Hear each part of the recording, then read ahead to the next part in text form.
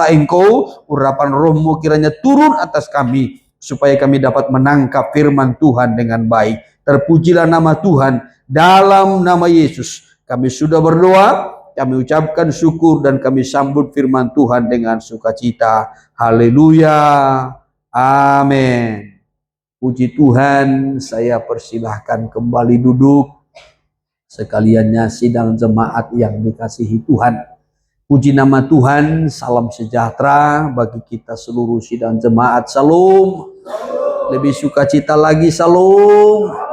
Ya, puji Tuhan kalau Tuhan masih terus berkemurahan, melimpahi kita dengan segala kebaikannya, bahkan oleh karena berkat pertolongan Tuhan, kebaikan dan kemurahannya yang terus menyertai kita, menopang kita, menuntun kita hingga sampai pada kesempatan malam ini. Di tengah-tengah ibadah kita, ibadah pendalaman Alkitab yang selalu kita tekuni setiap minggunya, kiranya membawa kita terus kepada pengenalan akan Tuhan yang semakin bertambah-tambah, saudaraku, bahkan gairah rohani yang terus semakin bertumbuh hingga kita menjadi dewasa di dalam Tuhan, dan kita dikuatkan untuk dapat bertahan pada hari-hari yang terakhir, hari-hari menjelang kedatangan Tuhan, bahkan hari-hari tentu yang semakin sukar, saudaraku, karena dunia semakin berada kepada kesudahannya, semakin dekat kepada kesudahannya, saudaraku. Tentu dunia ini juga semakin sukar, sebagaimana yang sudah dinubuatkan oleh firman Allah.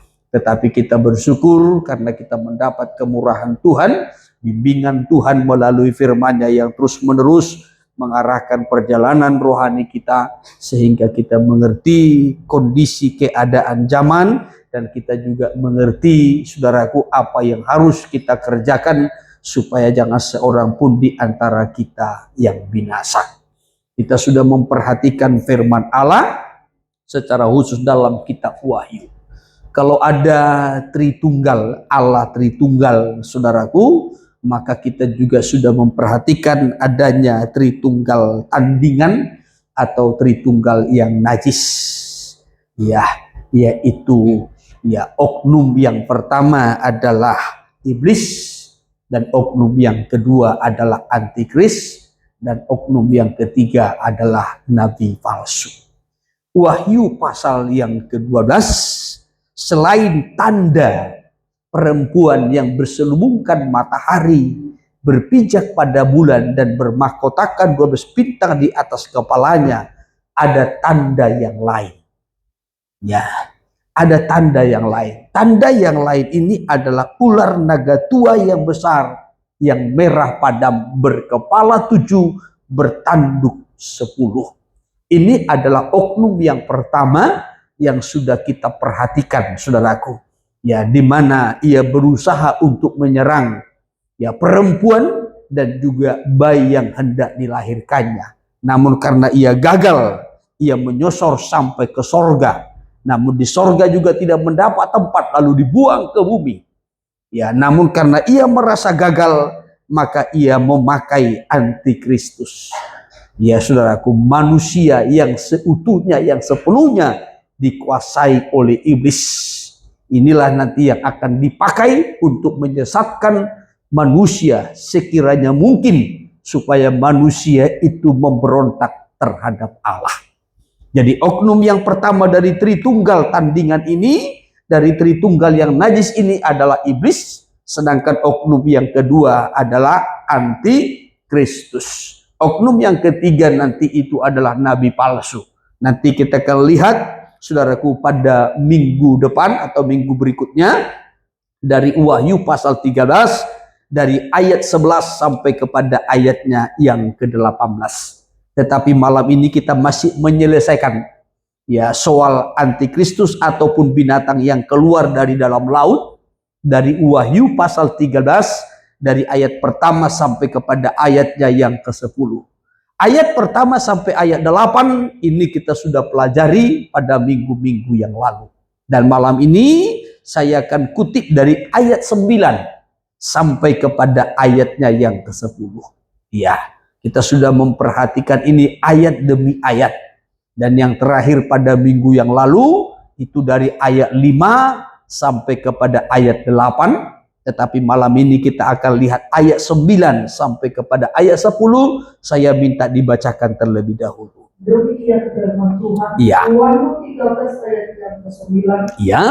Barang siapa bertelinga hendaklah ia mendengar. Iya, terus. Barang siapa ditentukan untuk ditawan, ia akan ditawan. Iya. Barang siapa ditentukan untuk dibunuh dengan pedang, Iya. ia harus dibunuh dengan pedang. Terus. Yang penting di sini ialah ketambahan dan iman orang-orang beriman. Iya, nah puji Tuhan. Jadi binatang yang muncul dari dalam laut ini, saudaraku, saya sudah sampaikan ini menunjuk kepada antikristus. Bagaimana tampilannya kita juga sudah melihat, dikatakan binatang ini bertanduk 10, berkepala 7, dan di atas tanduk-tanduknya terdapat 10 mahkota dan kepalanya penuh dengan tulisan yang menghujat atau tulisan hujat pada kepalanya. Lalu tampilannya itu dikatakan seperti macan tutul, dan kakinya itu seperti kaki beruang, mulutnya itu seperti mulut singa. Dan ular naga tua atau iblis memberikan kuasa dan tahtanya sepenuhnya kepada binatang ini atau kepada antikristus. Lalu kita melihat kelanjutannya, salah satu dari kepalanya, dari antara 7 kepala itu luka dan membahayakan hidupnya. Tetapi luka itu sembuh sehingga dunia menjadi heran.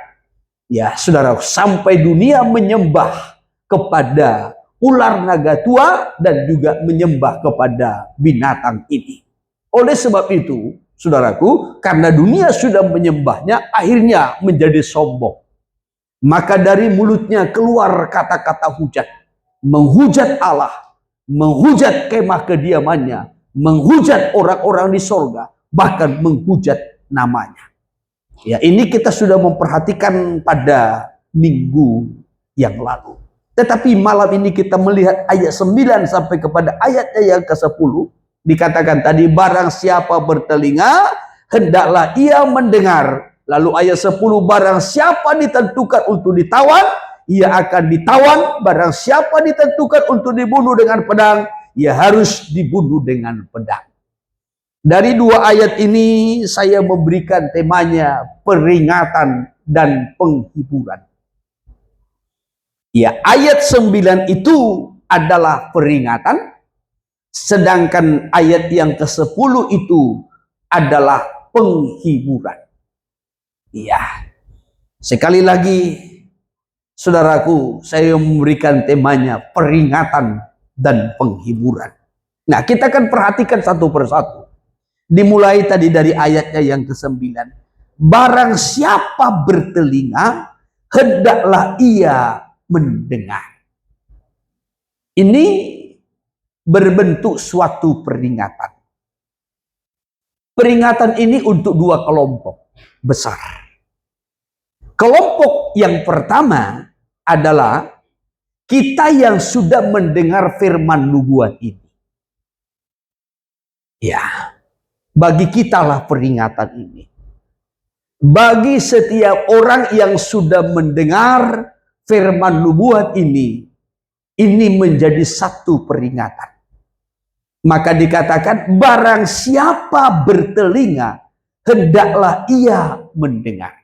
Jadi bukan hanya sekedar mendengar, lalu berlalu begitu saja, atau mendengar dan melupakannya, atau mendengar tanpa mengerti, bukan demikian. Ya, maka ini menjadi peringatan bagi kita, supaya kita betul-betul mendengar dengan baik. Memiliki telinga seperti telinga seorang murid.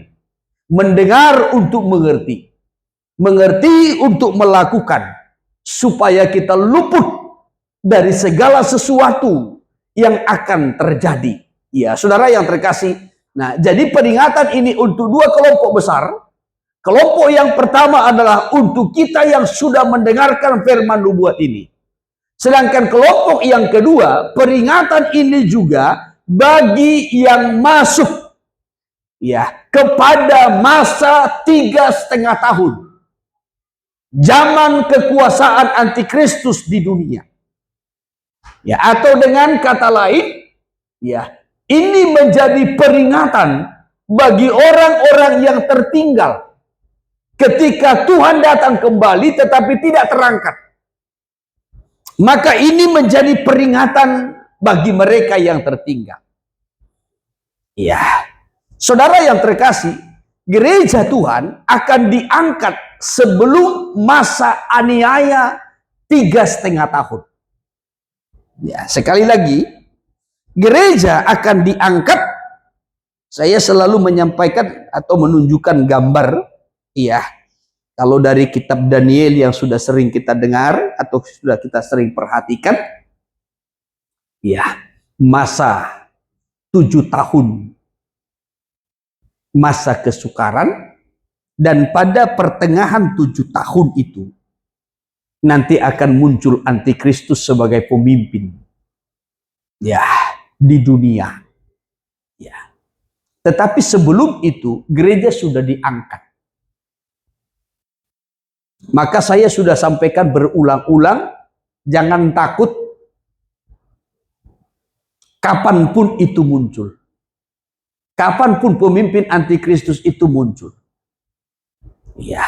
Dan jangan ditakut-takuti dengan isu-isu atau kabar-kabar yang berkata antikristus sudah datang di negara ini, antikristus sudah muncul di negara ini, di sana sudah ada angka 66, di sana sudah ada chip, dan lain sebagainya.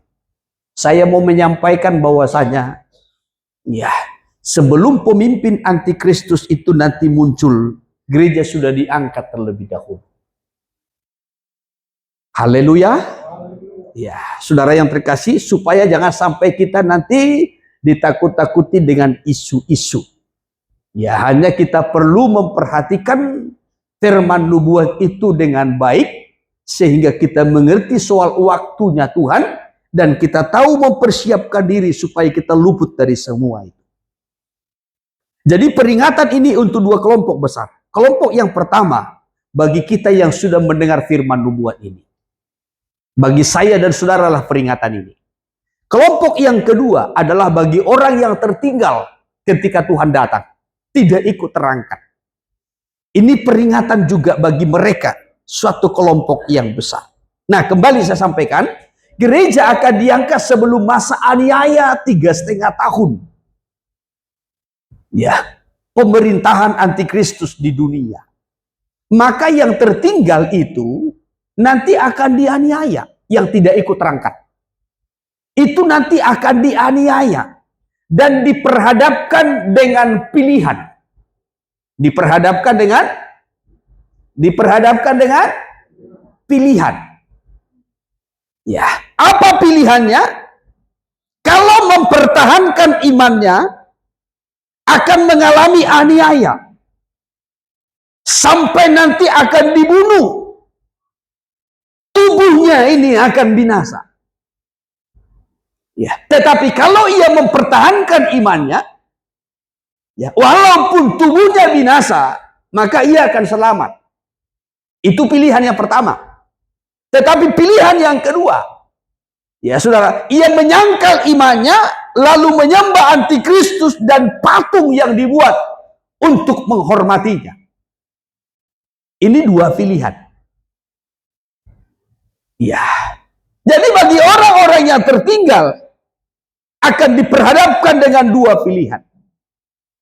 Pilihan yang pertama, apakah ia mempertahankan imannya? Kalau mempertahankan imannya, akan diperhadapkan dengan aniaya. Tetapi kalau ia mau menyangkal imannya, menyembah antikristus ataupun juga kepada patungnya, tetapi namanya itu dihapus dari kitab kehidupan. Namanya dihapus dari kitab kehidupan. Ya, jadi ada 2 pilihan. Menyembah antikristus itu sama dengan menyangkal. Dan nama terhapus. Sedangkan kalau tidak mau menyembah, namun dianiaya, maka namanya tidak akan dihapus. peringatan bagi kita sebelum masa sengsara 3,5 tahun, supaya kita lebih sungguh-sungguh. Iya. Jadi firman ini disampaikan kepada kita dalam bentuk nubuat, bahwasanya akan muncul Tritunggal tandingan, Tritunggal yang najis. Oknum yang pertama iblis, oknum yang kedua antikristus, oknum yang ketiga itu nabi palsu.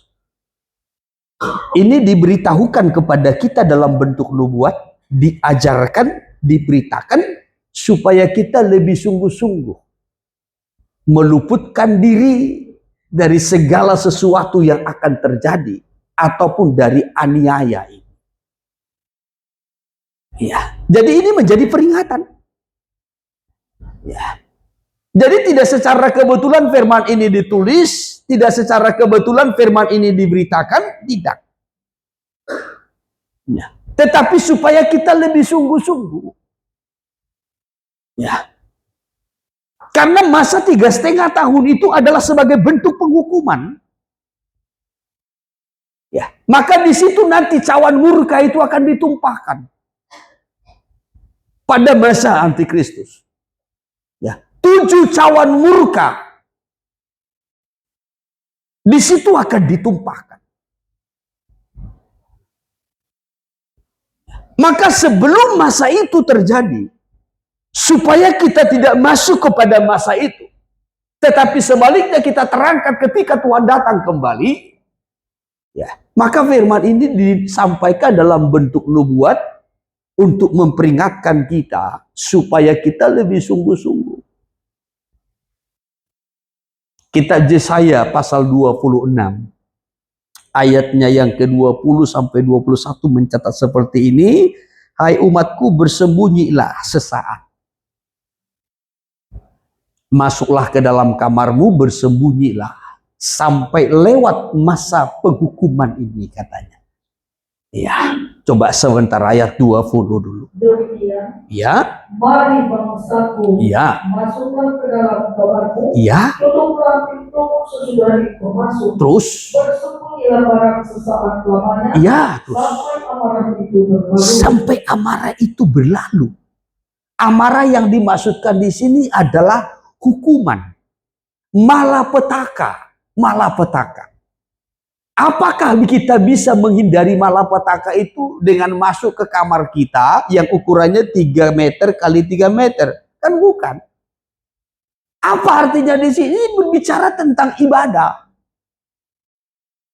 Ya, ini berbicara tentang doa. Ini bicara tentang penyembahan. Ya, tempat perlindungan kita, tempat kita bernaung itu adalah di hadirat Tuhan, dalam ibadah, dalam doa, dalam penyembahan. Ya. Maka sangat banyak ayat Alkitab yang mencatat berjaga-jagalah dan berdoalah supaya kamu luput dari segala ancaman, dari segala bahaya, dari segala malapetaka yang akan terjadi. Jadi kalau dikatakan begini, mari bangsaku, masuklah ke dalam kamarmu, tutuplah pintumu sesudah engkau masuk, bersembunyilah barang sesaat lamanya sampai amarah itu berlalu. Bukan kamar kita yang 3 kali 3 itu, bukan. Ya.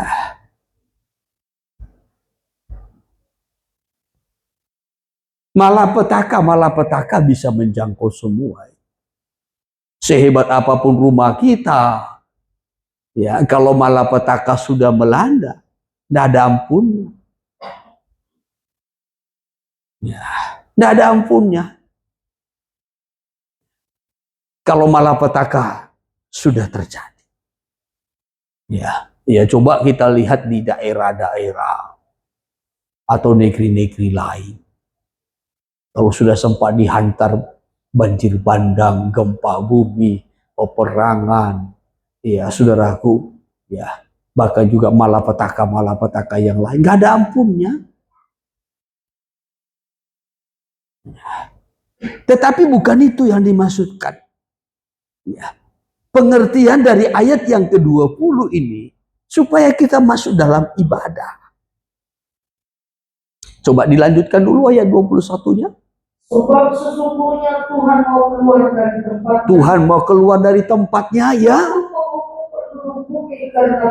Iya, menghukum penduduk bumi karena kesalahannya, karena dosanya. Bukan hanya satu bangsa, bukan hanya satu suku, tidak. Tetapi dikatakan penduduk bumi karena kesalahannya terus dan bumi. Dan bumi tidak lagi menutupi darah yang tertumpah di atasnya. Iya, terus. Tidak lagi menutupi orang-orang yang Iya. terbunuh di sana. Ya. Bumi atau manusia tidak dapat lagi menutupi kekerasan itu, dosa itu. Ya. Tetapi Tuhan akan singkapkan, Tuhan akan nyatakan melalui penghukumannya. Maka sebelum Wahyu pasalnya yang ke-13, kita kan sudah belajar Wahyu pasal 11. Dalam Wahyu pasal yang ke-11, ya, sebelum antikristus dan malapetaka berikutnya, sebelum cawan murka ditumpahkan, ya, dikatakan ukurlah bait suci. Ya. Ukurlah bait suci. Ya. Ukurlah mesbahnya. Ukurlah mereka yang beribadah di dalamnya. Kecualikan pelataran. Jadi apa yang diukur ibadahnya? Apa yang diukur mesbahnya, doanya, penyembahannya. Ini yang diukur. Apakah kita masuk dalam ukuran Tuhan atau tidak? Ya, saya kutip kembali sebentar sambil dipersiapkan nanti tabernakelnya. Ya. Wahyu pasal 11 dari ayat pertama, ya. Kemudian diberikanlah kepadaku sebatang bulu. Ya, terus. Seperti tongkat pengukur rupa. Ya, terus. Ya. Ya. Dan ukurlah bait suci Allah, terus mesbah dan mereka yang beribadah di dalamnya, di dalam bait suci itu. Terus kecualikan pelataran bait suci yang di sebelah luar. Terus jangan diukur, ya.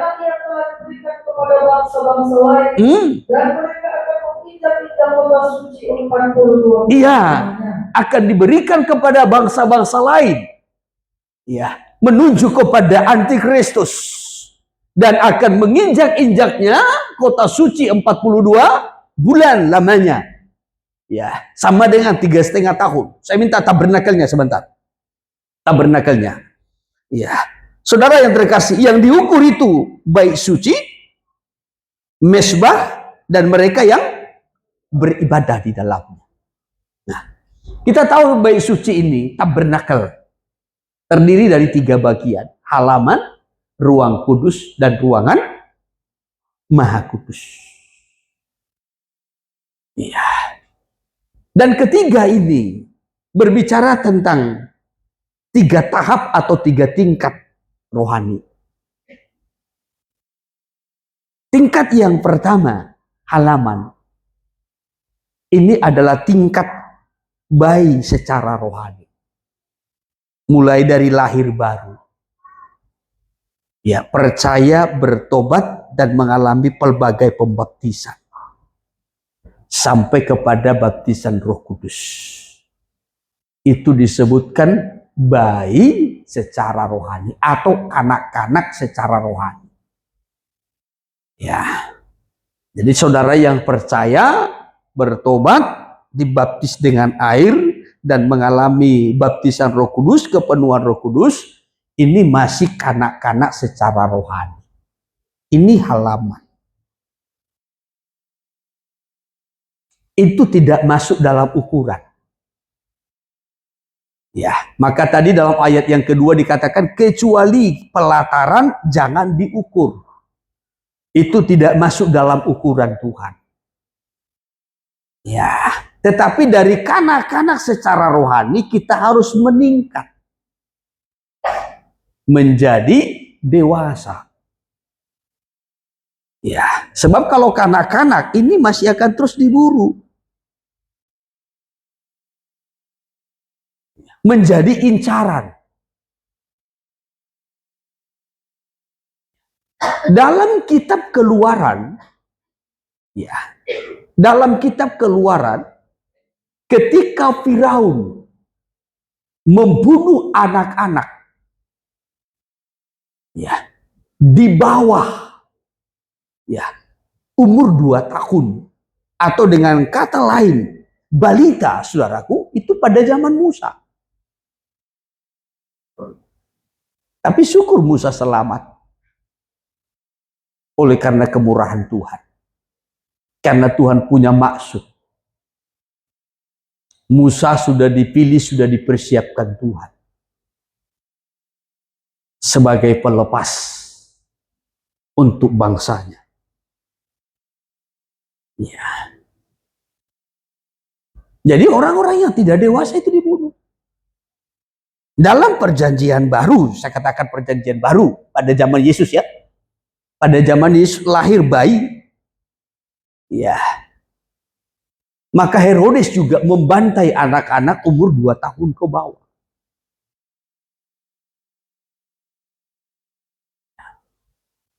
Yang tidak dewasa. Ini menggambarkan antikristus. Ya. Bagaimana antikristus itu akan membantai orang-orang percaya yang masih kanak-kanak secara rohani. Yang tidak bertumbuh. Yang tidak dewasa. Kenapa tidak bertumbuh? Kenapa tidak dewasa? Ingat, Ibrani pasal 5 mencatat, karena lamban dalam mendengar. Ya, kalau ditinjau dari sudut waktu, sudah seharusnya engkau menjadi pengajar. Ya. Tetapi karena kamu lamban dalam mendengar, sehingga engkau masih tetap bayi, belum bisa menerima makanan keras, belum bisa menerima disiplin, ya, belum bisa menerima ajaran. Karena lamban dalam hal mendengar. Ya. Oleh sebab itu tadi peringatannya, barang siapa bertelinga, hendaklah ia mendengar. Nah, kembali kepada tabernakelnya. Ini bagian pertama halaman. Ini berbicara tentang kehidupan rohani yang masih kanak-kanak. Tetapi dari sini kita meningkat. Masuk ke ruangan kudus, ruangan suci. Ya, ruangan suci itu berbicara tentang kedewasaan rohani. Ya, dewasa secara rohani. Ya, sudah penuh dengan Roh Kudus, ini bicara tentang pintu kemah. Dan bertekun dalam firman, meja roti. Serta perjamuan kudus. Ya, bertekun dalam firman dan perjamuan kudus. Ketekunan kita di dalam firman, saudaraku, ini akan mengembangkan pengertian dan pengenalan kita akan Tuhan. Sehingga pengenalan kita makin bertambah. Tentu kalau pengenalannya makin bertambah, cintanya juga makin bertambah. Amin. Ya, kenapa kita kurang cinta Tuhan? Karena kita kurang mengenal Tuhan. Ya, kalau saudara cinta uang, karena saudara mengenal uang. Saudara tahu fungsinya uang itu. Tahu fungsinya uang tuh? Tahu kan? Iya. Nah, kalau saudara tidak tahu fungsinya uang, saudara tidak akan cinta uang. Nah, saudara tidak akan cinta uang. Ya. Maka ada anak-anak karena kurang tahu fungsinya uang, dikasih uang, uangnya di lintingnya begini. Selesai itu di gigi-giginya. Ya, ada anak-anak sekolah minggu ada begitu. Ya, dia kira itu uang itu coklat. Ya, dilintingnya, digigitnya. Ya, datang guru sekolah minggu, masukkan ke kantong persembahan. Masukkan. Dia nggak tahu itu fungsinya. Ya. Tapi kalau dia tahu fungsinya uang bisa bertransaksi, uang bisa membeli ini, uang bisa ditukar dengan ini, dan seterusnya. Ya, dia akan cinta dengan itu. Ya. Sehingga dia makin cinta dengan uang, makin cinta dengan uang. Karena dia tahu fungsinya. Dia mengenal uang itu. Sama halnya kita dengan Tuhan. Kalau kita mengenal Tuhan, ya, kita tahu Tuhan itu adalah juru selamat. Kita tahu Tuhan itu adalah penolong kita. Kita tahu Tuhan itu adalah penyembuh kita. Kita tahu Tuhan itu adalah penyedia segala berkat. Ya. Kita tahu Tuhan itu adalah solusi bagi kita. Saya percaya kita akan semakin cinta Tuhan. Ya. Tetapi karena kita berpikir, ya, kita menempatkan uang itu menjadi segalanya. Uang itu menjadi solusi bagi kita.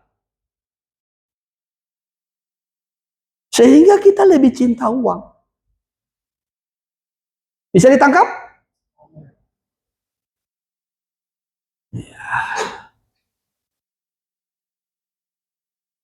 Andai kita tahu, ya, Tuhan itu adalah solusi untuk segala sesuatunya dalam hidup kita,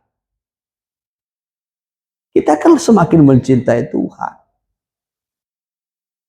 Ya. Tapi karena kita kurang mengenal Tuhan, maka kurang cinta Tuhan. Kenapa Abraham, kenapa Daud, kenapa tokoh-tokoh yang lain begitu cinta dengan Tuhan? Karena memiliki pengenalan akan Tuhan. Ya. Bukan hanya mendengar suara Tuhan, tetapi memiliki pengalaman bersama dengan Tuhan. Kenapa sampai dikatakan itu? Allah itu adalah Tuhan yang menyediakan. Ini kan dimulai dari peristiwa. Ketika Abraham mempersembahkan Ishak. Tuhan menyediakan gantinya. Maka dia disebut Yehova Yair. Allah yang menyediakan. Kenapa dia disebutkan Allah penyembuh? Yehova Rafa. Ya. Kenapa Daud menyebut Allah itu Yehova Nisi, Tuhan panji-panjiku? Kenapa disebutkan Allah itu Yehova Shalom, Yehova Sama? Ya. Allah Maha Hadir. Ya. Allah Damai Sejahtera dan seterusnya. Ini kan karena pengalaman. Pengalaman yang terus membawa kepada peningkatan, kepada pengenalan. Kita punya pengalaman Tuhan menyembuhkan penyakit kita. Ya. Sehingga kita mengenal Tuhan. Ya. Saya punya pengalaman Tuhan penyembuh. Yehova Rafa. Ya. Karena saya pernah sakit. Tangan medis sudah menangani. Ya. Bahkan pengobatan-pengobatan yang lain juga sudah menangani. Tetapi tidak ada dampaknya. Tidak ada hasilnya yang bisa dirasakan. Tetapi ketika tangan Tuhan yang menjamah. Sehingga kita dapat berkata, Tuhan penyembuhku. Tuhan pemulihku. Kita dapat berkata, Tuhan penolongku. Ketika kita punya pengalaman, bahwasanya tidak ada orang yang bisa menolong. Tidak ada teman yang bisa menolong. Tidak ada keluarga yang bisa menolong. Tidak ada jemaat yang bisa menolong. Tidak ada hamba Tuhan yang bisa menolong. Ya. Tetapi kita mengalami pertolongan dari Tuhan. Tuhan sendiri yang membuka jalan. Baru kita berkata, Tuhanlah penolongku. Kalau saudara berkata, Tuhanlah penolongku, tetapi saudara tidak punya pengalaman, Tuhan menolong hidupmu, maka perkataan kita itu tidak hidup. Ya, kita berkata Tuhanlah pemulihku. Tetapi kita tidak pernah mengalami pemulihan yang benar. Perkataan kita itu tidak hidup. Ya, walaupun kita berkata Tuhanlah pemulihku, Tuhanlah penolongku, Tuhanlah penyembuhku, hanya karena kita mendengar dari orang lain, kita kurang mengenal Tuhan. Ya, maka kalau saudara sakit, tidak ada obat yang bisa menyembuhkan, tidak ada dokter, tidak ada medis yang bisa menyembuhkan, itu baik bagimu. Baik bagimu.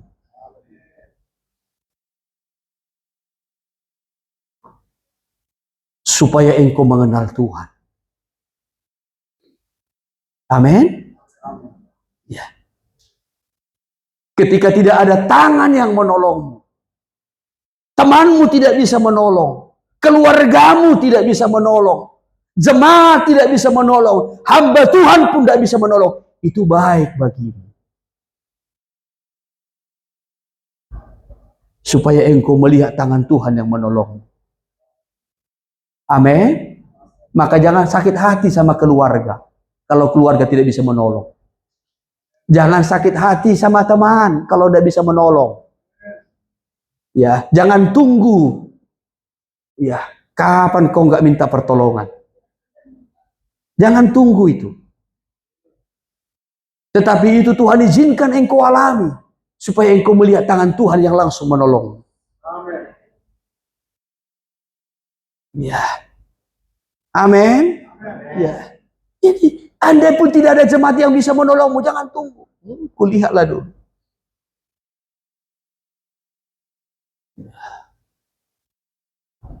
Supaya engkau melihat tangan kuasa Tuhan. Ya. Maka Tuhan sedang melatih kita supaya kita makin mengenal. Makin mengenal. Jadi, pertumbuhan kita secara rohani mengarah kepada kedewasaan, membuat pengenalan kita itu makin bertambah, makin meningkat.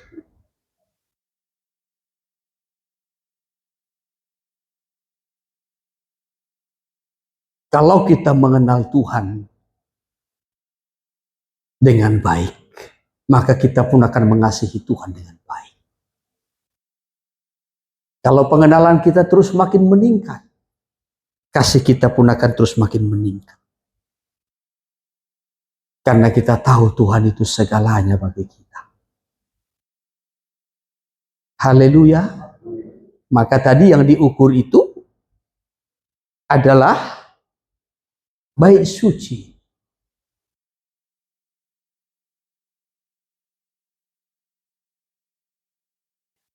Baru yang kedua,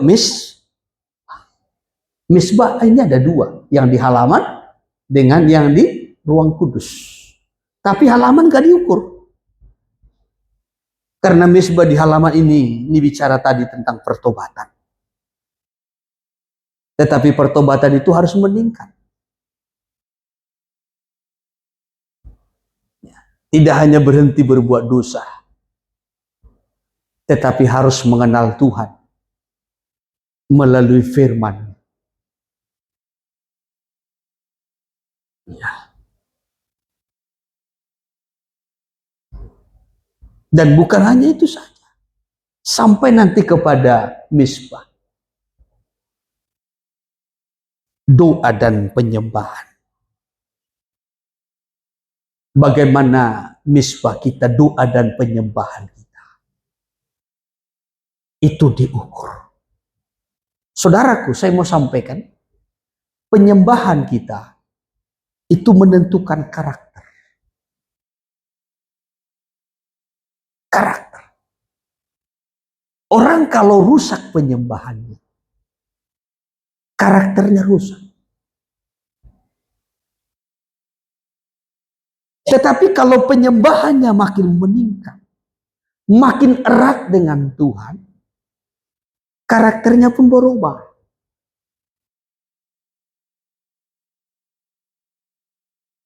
Tuhan berkata begini kepada Musa,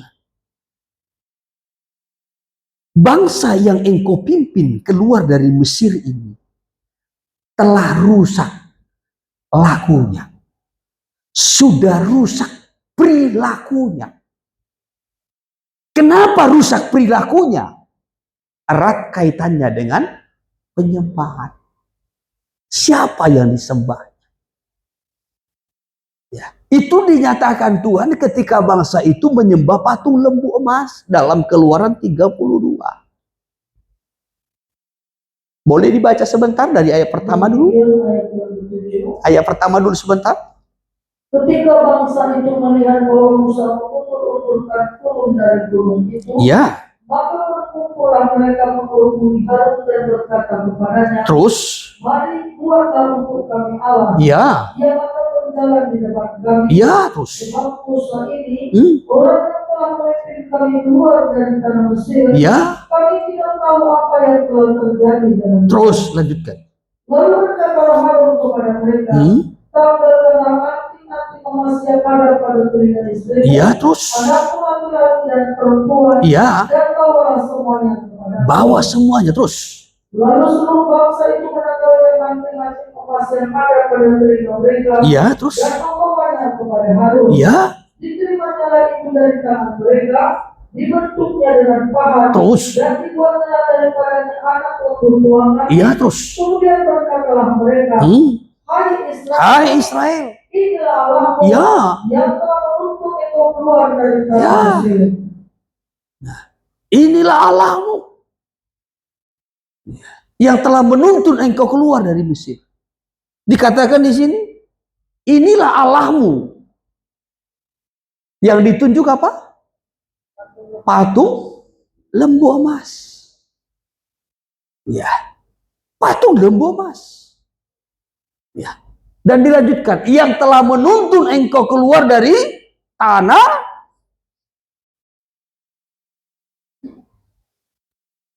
yang menganggap, ya, memberikan solusi, jalan keluar, ya, jawaban, ataupun yang menyertai, yang menuntun, yang menolong mereka. Bukan lagi Tuhan, tetapi sudah dianggap yang lain. Apa yang mereka sembah. Bukankah ini juga sering terjadi dalam hidup kita? Yang kita anggap memberikan solusi, menolong kita, adalah kepintaran kita, uang kita, hasil kerja kita, usaha kita, sehingga seringkali kita mengabaikan Tuhan.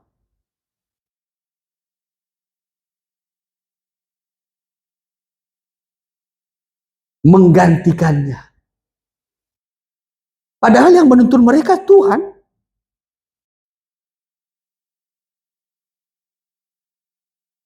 Tetapi justru mereka berkata, patung inilah yang menuntun keluar, katanya. Coba terus dulu kita lanjutkan. Ketika Harun melihat itu, ya, didirikan dalam mesbah di depan anak lembu itu. Terus. Berserulah Harun, katanya, besok hari raya bagi Tuhan. Ya, sama-sama mes, sama-sama mes. Sama-sama penyembahan. Hanya penyembahannya kemana? Ya. Maka tadi saya sampaikan penyembahan kita itu menentukan karakter kita. Kalau penyembahan kita benar, ya, kepada Allah yang hidup, maka karakter kita akan semakin mengalami keubahan. Semakin segambar dengan Allah. Semakin serupa. Tetapi kalau penyembahan kita kepada yang lain, maka karakter kita juga semakin sama. Nanti saudara boleh baca nanti dalam Mazmur 115 berhala-berhala mereka yang tidak bisa mendengar, tidak bisa melihat, ya, dan seterusnya. Seperti itulah yang membuatnya, seperti itu juga mereka yang percaya kepadanya. Ya, jadi kita akan sama seperti apa yang kita sembah. Amin. Kita akan sama dengan yang kita sembah. Kalau kita menyembah Allah yang hidup, ya, maka kita sama. Ya, semakin intim penyembahan kita, semakin erat kita kepada Tuhan, maka karakter kita juga semakin berubah. Semakin sama dengan Kristus. Tapi kalau karakternya semakin buruk, ya, hidupnya tidak karuan. Nah, ini perlu diperiksa penyembahannya. Kalau hati kita, pikiran kita hanya fokus kepada perkara dunia, ini perlu diperiksa penyembahannya.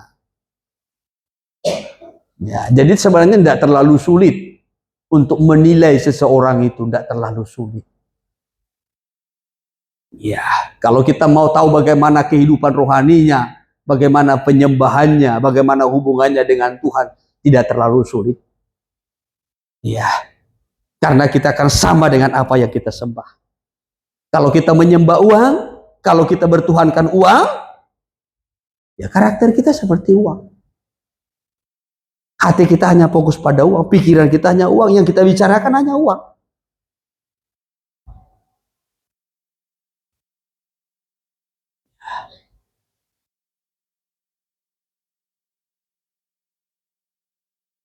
Itu. Jadi penyembahan itu erat kaitannya dengan karakter. Coba terus dulu ayat. Dan keesokan harinya pagi-pagi, Terus? maka mereka mempersembahkan kurban bakaran dan kurban keselamatan. Ya, terus. Sesudah itu duduklah bangsa itu untuk makan dan minum. Ya, terus. Kemudian bangunlah mereka dan bersuka. Ya, lanjutkan. Berfirmanlah Tuhan kepada Musa. Apa katanya? Pergilah, turunlah. Turunlah. Sebab bangsa yang kau pimpin keluar dari tanah Mesir telah rusak lakunya. Telah rusak lakunya. Jadi perilaku itu ada hubungan dengan penyembahan.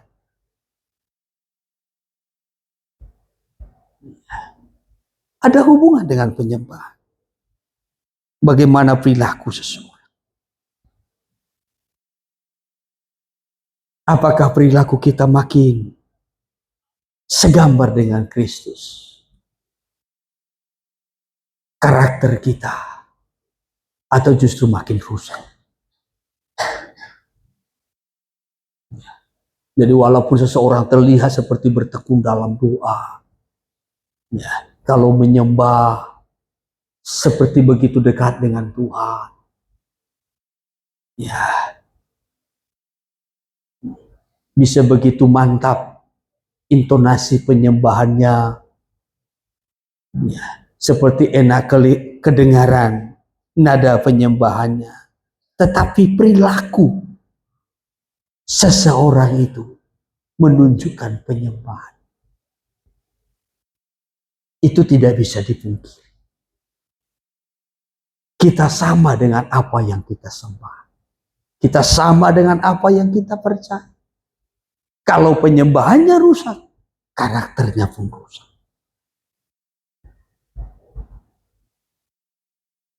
Bisa ditangkap toh? Bisa ditangkap? Ya.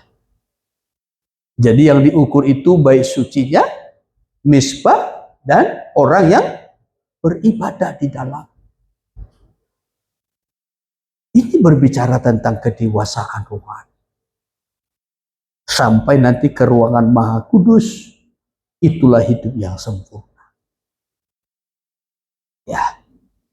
Jadi kita diperingatkan, barang siapa bertelinga hendaklah ia mendengar. Ini peringatan bagi orang yang percaya, yang sudah mendengar, yang sudah menerima firman nubuat. Supaya apa? Supaya kita makin bertekun dalam ibadah, makin bersungguh-sungguh dalam doa dan penyembahan kita. Supaya kita luput. Ya. Sebab hidup kita inilah baik sucinya Allah. Hidup kita inilah mesbah. Haleluya. Ya, yang harus masuk dalam ukuran Tuhan. Yang diukur itu ibadah kita, penyembahan kita, itu yang diukur. Yesus berkata kepada murid-muridnya secara khusus kepada 3 murid yang dia bawa berdoa. Ya, ke taman Getsemani. Dikatakan berjaga-jagalah dan berdoa. Roh memang penurut, tetapi daging lemah. Jadi kekuatan kita ya untuk menghadapi akhir zaman ini, kekuatan kita untuk menghadapi pengaruh dunia, kekuatan kita untuk menghadapi pengaruh daging dan hawa nafsunya adalah doa dan penyembahan. Ibadah kita yang mantap. Nah, itu yang menjadi kekuatan kita. Ya, kalau Yesus berkata, siapa yang hendak menjadi muridku? Ia harus menyangkal diri, memikul salib, baru mengikut aku. Sangkal diri dan pikul salib itu hanya dapat kita jalani kalau kita menang dalam doa penyembahan. Sebelum Yesus diperhadapkan dengan salib dan penyangkalan yang begitu berat terhadap keinginan daging ini, dia bawa muridnya untuk berdoa.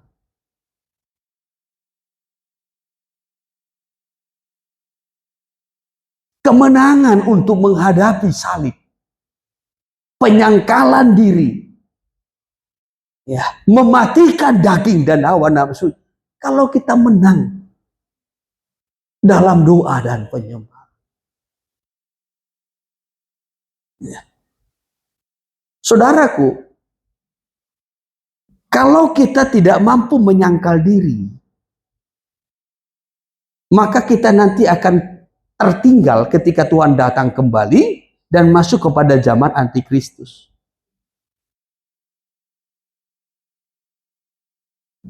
Masuk ke sana. Maka di sana kita akan diuji dengan ujian yang begitu berat. Tadi diperhadapkan dengan 2 pilihan.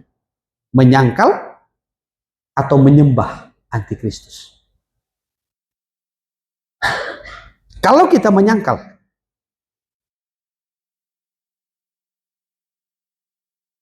nama kita terhapus. Kalau kita menyangkal Yesus, namanya terhapus. Tapi kalau kita mempertahankan iman,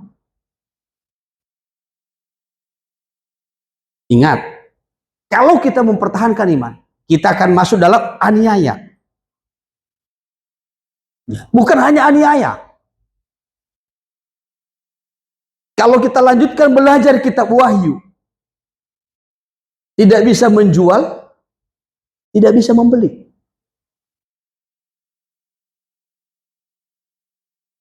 Ya, jadi jangan pikir, wah nggak apa-apa lah nanti masuk zaman antikristus.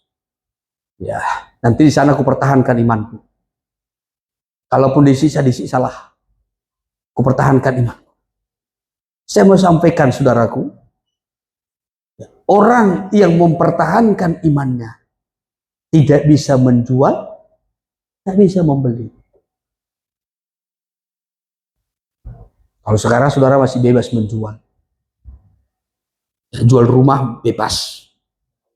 Jual tanah bebas. Ya. Saudara ada ternak, saudara jual, masih bebas. Beli, masih bebas. Nah, walaupun mungkin yang kita beli kadang-kala sulit, tetapi masih bisa membeli. Kalau ada uang. Nah, tapi nanti, walau saudara ada uang, saudara nggak bisa membeli. Ya. Karena dunia, pemerintahan dunia dikuasai oleh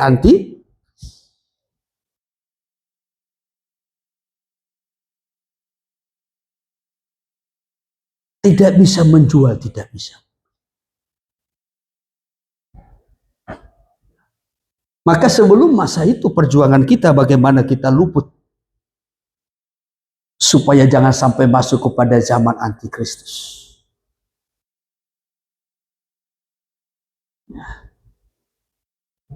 Maka perlu meningkatkan ibadah, doa dan penyembahan.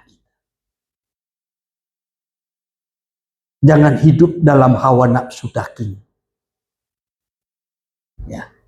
Tetapi hawa nafsu daging itu harus betul-betul dimatikan. Disalibkan. Peristiwa bangsa Israel yang gagal di padang gurun itu diangkat kembali dalam kitab Korintus. Dalam 1 Korintus pasal 10. Kalau kita membaca dari ayat 7, 8, 9, 10 sampai kepada ayat 11.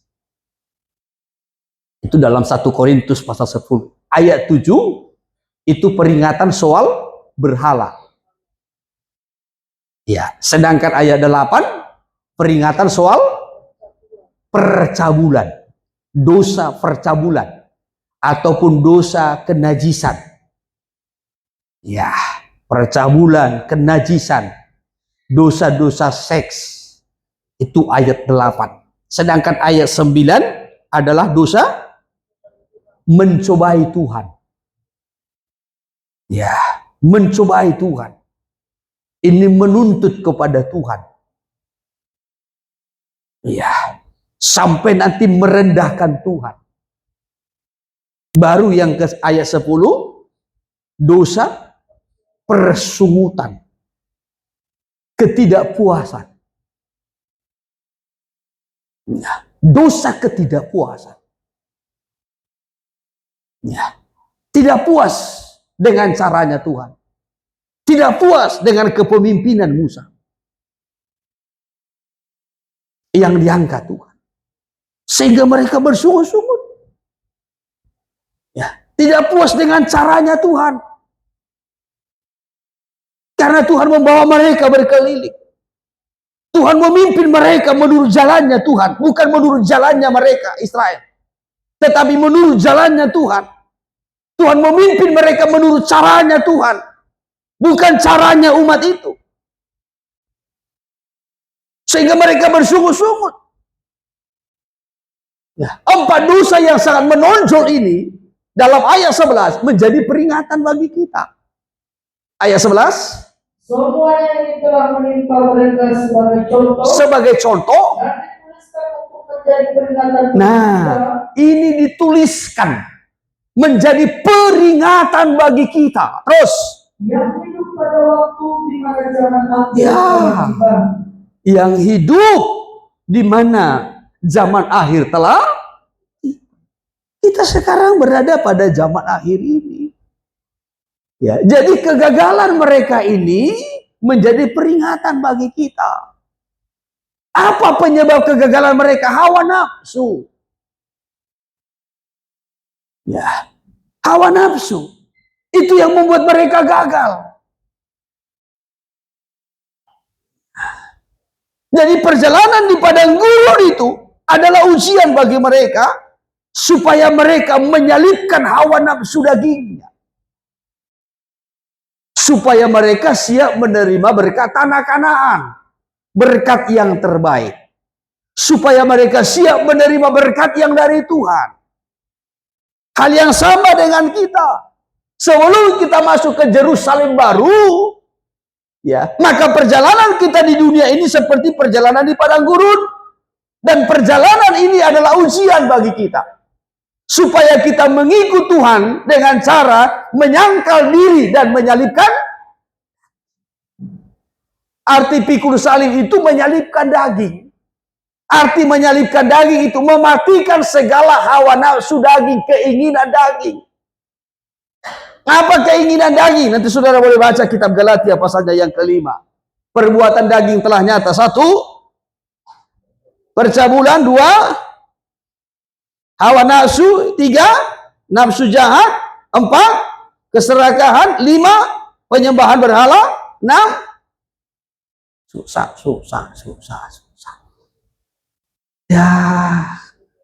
Nggak pernah diajarkan ke anak sekolah minggu? Ya. Teacher-teacher SMA? Sekolah minggu anak? Ya. Kalau buah roh pastilah ya. Kasih sukacita, damai sejahtera, kesabaran. Kalau perbuatan daging? Loh.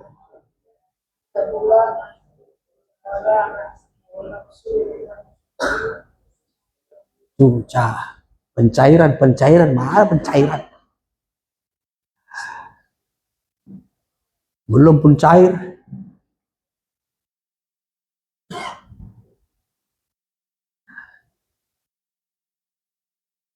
Ini yang harus disalibkan. Kan kepada jemaat Kolose juga itu diingatkan. Matikalah dalam dirimu segala sesuatu yang duniawi. Ya. Buanglah segala. Nah. Ini kan yang membuat sering kita gagal.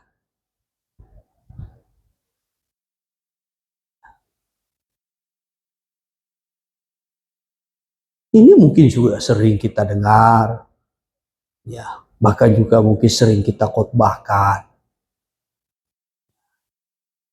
Baik kitab Galatia pasal 5 ayat 19 sampai kepada ayat 21.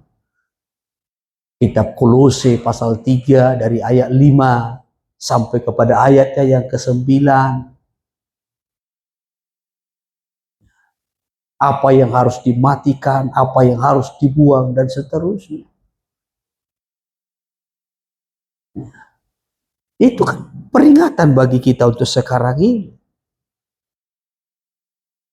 Supaya jangan sampai nanti, ya, kita masuk kepada zaman antikristus 3,5 tahun itu, di situ lebih berat lagi. Ya, di situ lebih berat lagi.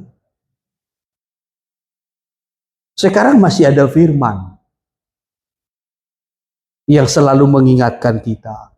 Sekarang masih ada Roh Kudus yang membantu kita menyalibkan daging. Nanti di zaman 3,5 tahun itu tidak ada lagi.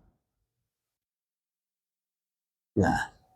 Justru yang ada siksaan, dan kepada kita kepada orang yang tertinggal diperhadapkan dua pilihan. Ya. Memang mungkin ada orang nanti yang akan mempertahankan imannya. Ya. Tetapi konsekuensinya berat. Daging ini harus dimatikan. Iya, harus dimatikan. Istilah 1 Korintus pasal 5, ya, itu dikatakan dagingnya ini, tubuhnya ini binasa supaya rohnya selamat. Nah, situ perikopnya di situ dosa jemaat. Ya toh? Iya. Atau boleh dibaca dulu dari ayat pertama, boleh. Memang orang mendengar bahwa ada percampuran di antara kamu, terus. dan percampuran yang begitu bukan seperti yang tidak terdapat sekalipun di antara bangsa-bangsa yang tidak mengenal Allah. Ya. Yaitu bahwa ada orang yang hidup dengan istri ayahnya. Ya, terus. Sekalipun demikian kamu sombong, tidak kali patut kamu berduka cita, ya, dan menjauhkan orang yang melakukan hal itu dari tengah-tengah kamu. Ya, ini dosa-dosa. Ya, sebelum zaman antikristus.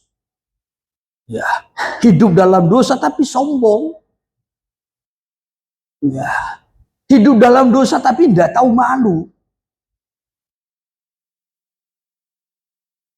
Hidup dalam kesalahan tapi tidak sadar-sadar.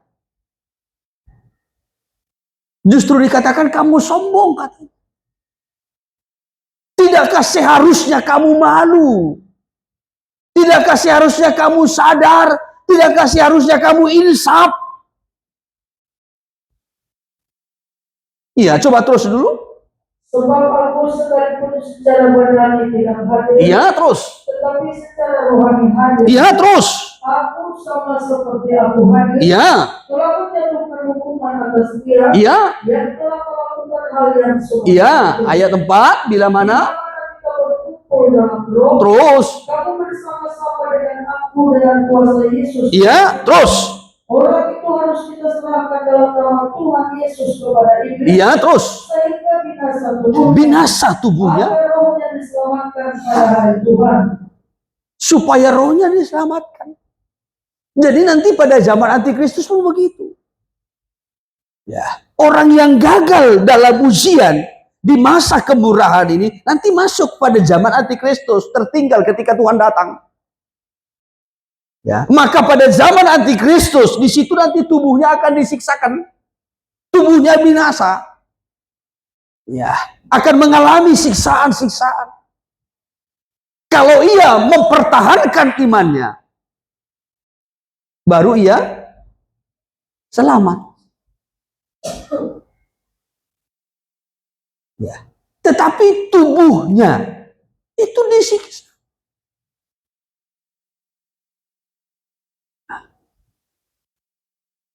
Maka dikatakan tubuhnya binasa, tetapi rohnya diselamatkan. Kalau mempertahankan imannya. Ya, tetapi harga yang harus dibayar itu jauh lebih besar. Ya. Jadi kembali saudaraku, ya, barang siapa bertelinga hendaklah ia mendengar. Ini peringatan. Peringatan kepada siapa? Kelompok yang pertama, kepada orang-orang yang sudah mendengar firman nubuat.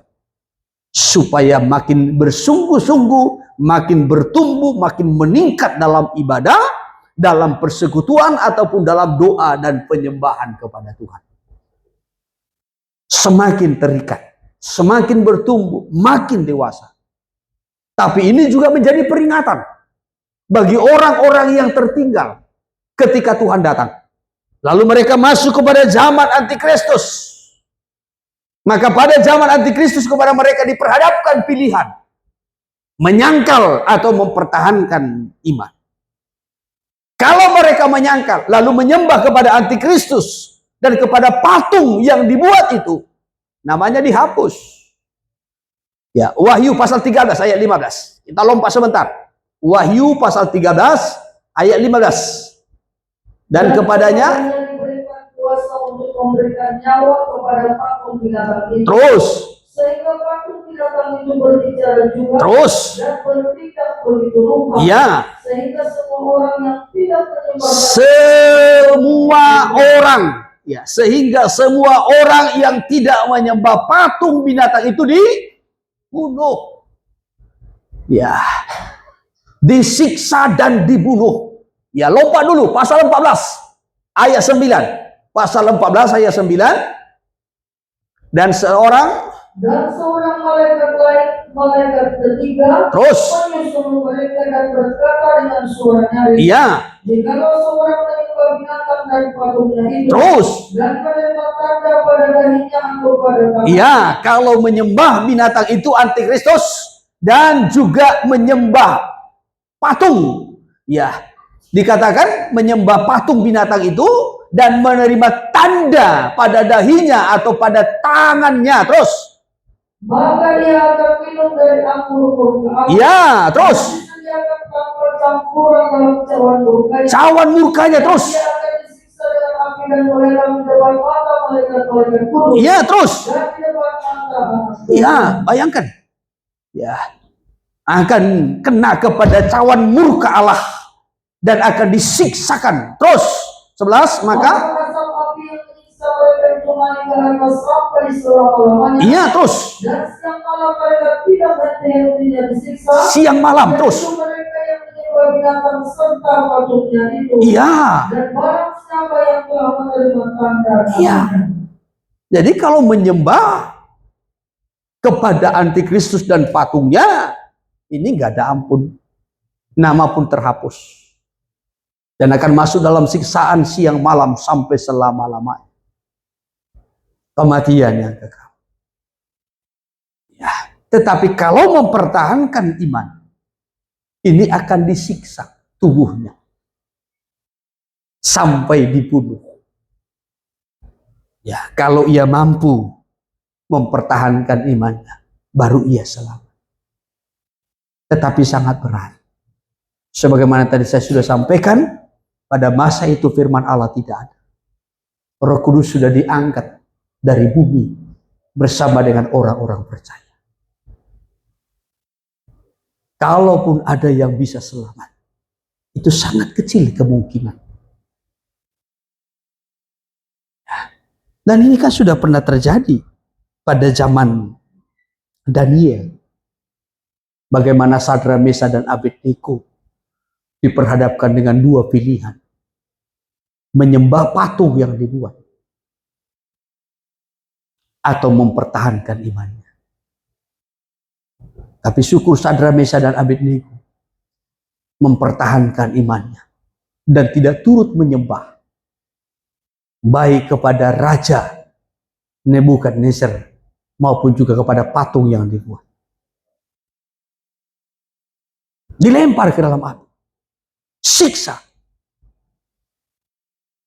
Ini kan menggambarkan bagaimana pada zaman akhir ini juga akan diperhadapkan dengan siksaan yang lebih berat.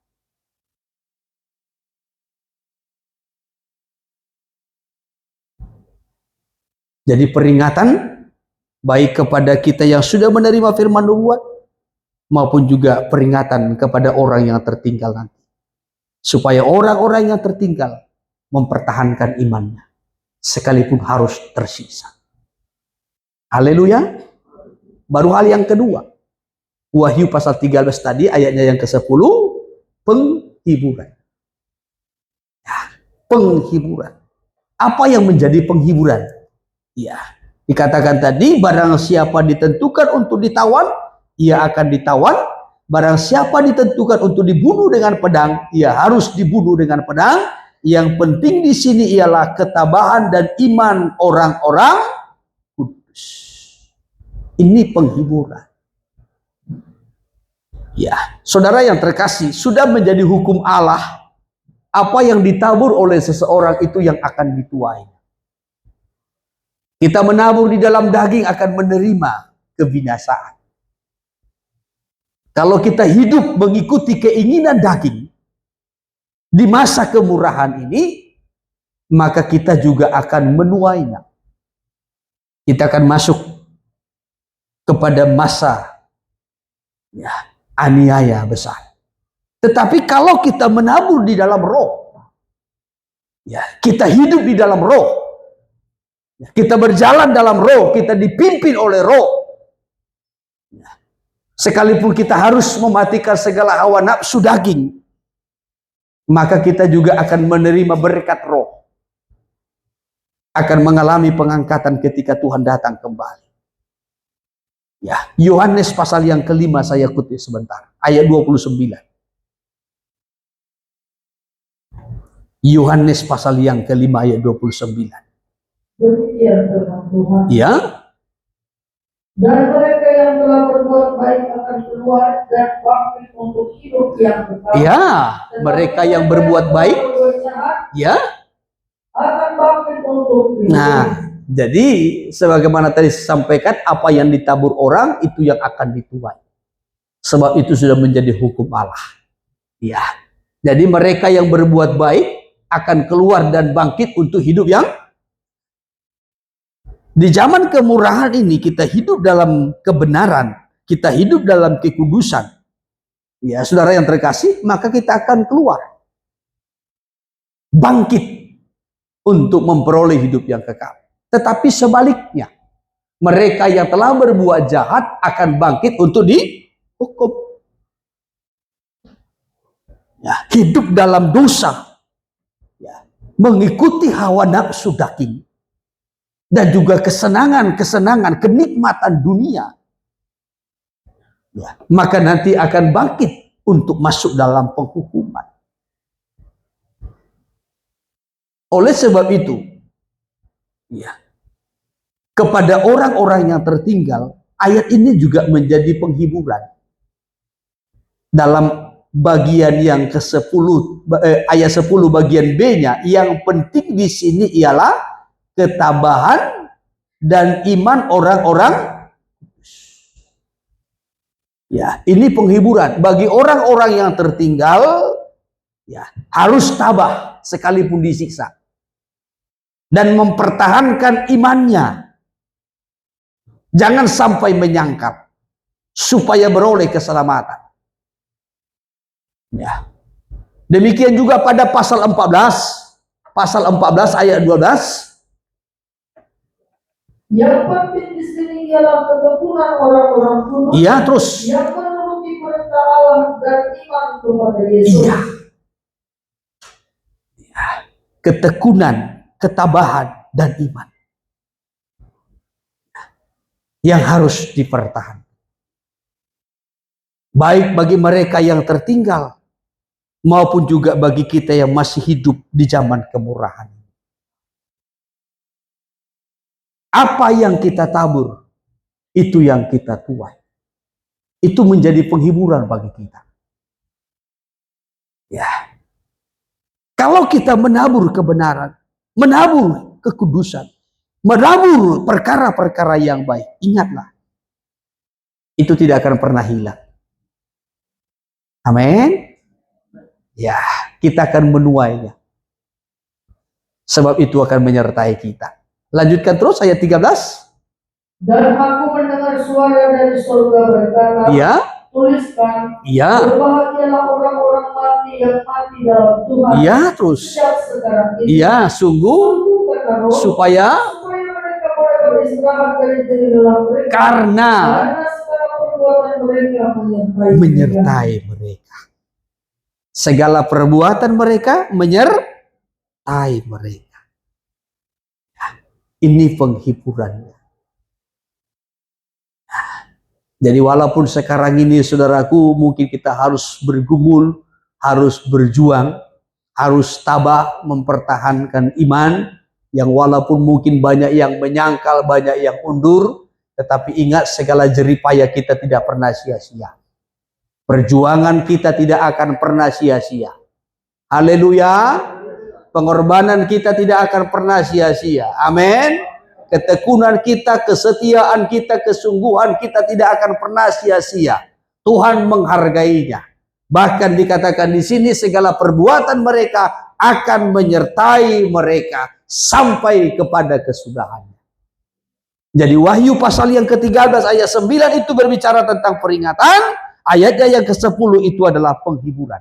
Baik bagi kita yang hidup di zaman kemurahan ini maupun juga bagi orang-orang yang tertinggal nanti yang harus berjuang pada zaman 3,5 tahun itu supaya tetap tabah dan mempertahankan iman. Ya, ini juga menjadi penghiburan bagi kita. Mari tetap tabah, bertekun dalam Tuhan, pertahankan imanmu sekalipun situasi yang kita alami, mungkin situasi yang sulit, penuh dengan pergumulan, baik dalam hidup, baik dalam pelayanan, baik dalam ibadah saudaraku. Sebab semua itu akan menyertai kita kelak. Tuhan tidak akan pernah berhutang. Haleluya. Saya batasi firman-Nya sampai di sini. Kiranya Roh Kudus menolong kita supaya kita dapat mengerti, memahami maksud Tuhan dengan baik. Haleluya.